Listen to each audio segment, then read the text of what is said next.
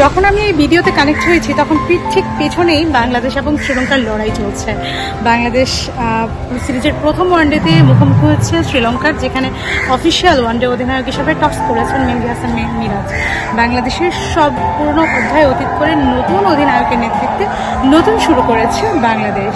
কলম্বোর প্রেমাদাসা স্টেডিয়ামে সিরিজের প্রথম ওয়ানডেতে টস হেরেছে বাংলাদেশ এবং টস হেরে আগে বোলিং করছে বাংলাদেশ এবং বোলিংয়ে আমরা দেখলাম বোলিং যদি বাংলাদেশ শুরুটা বোলিং পেল, বাংলাদেশ কিন্তু দারুণ শুরু করেছে। শুরুতেই তাসকিন আহমেদ ওপেনিংটা করেন বোলিংয়ের এবং তিনি প্রথম ওভারটাই শুরু করেন মেরিন দিয়ে। আমরা দেখেছি যে প্রথম 11 বলে কোনো রানই তুলতে পারেনি শ্রীলঙ্কা এবং শুরু থেকে বাংলাদেশের বোলারদের অর্থাৎ যে দুজন পেসার শুরুতে টেনেছেন তাদের কথা বলছিলাম আমি, তাসকিন আহমেদ এবং তানজিম সাকিব, দুজনে কিন্তু লাইন সুইং সবকিছু কিন্তু দারুণ করছিলেন।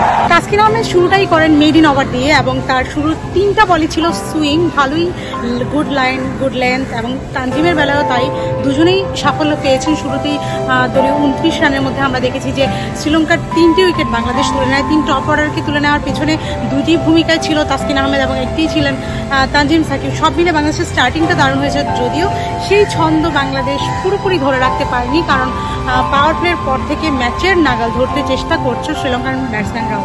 আমরা গতকাল শ্রীলঙ্কান ক্যাপ্টেন চারি তাসালাঙ্কার কথা শুনছিলাম। তাদের ক্যাপ্টেন যেটা জানিয়েছিলেন সেটা হচ্ছে তাদের মূল ভাবনা ছিল মুস্তাফিজুর রহমানকে, কিন্তু মুস্তাফিজুর রহমান আজ শুরুতে আসেননি।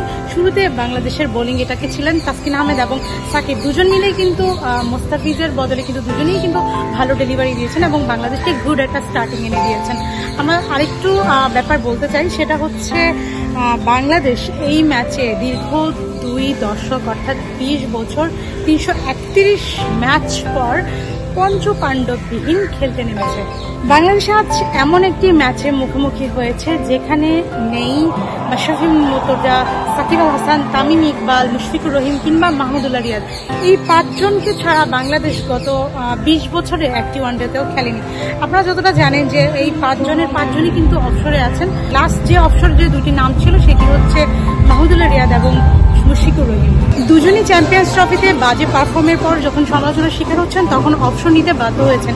এছাড়া আমরা জানি যে মাশরাফি আগে অবসর নিয়েছেন, সাকিব আল হাসানও অবসর এবং তামিম ইকবালও অবসর নিয়েছেন। সো সব মিলিয়ে পঞ্চপাণ্ডববিহীন বাংলাদেশের এক নতুন অধ্যায় শুরু হলো এই প্রেমাদাসা স্টেডিয়ামে।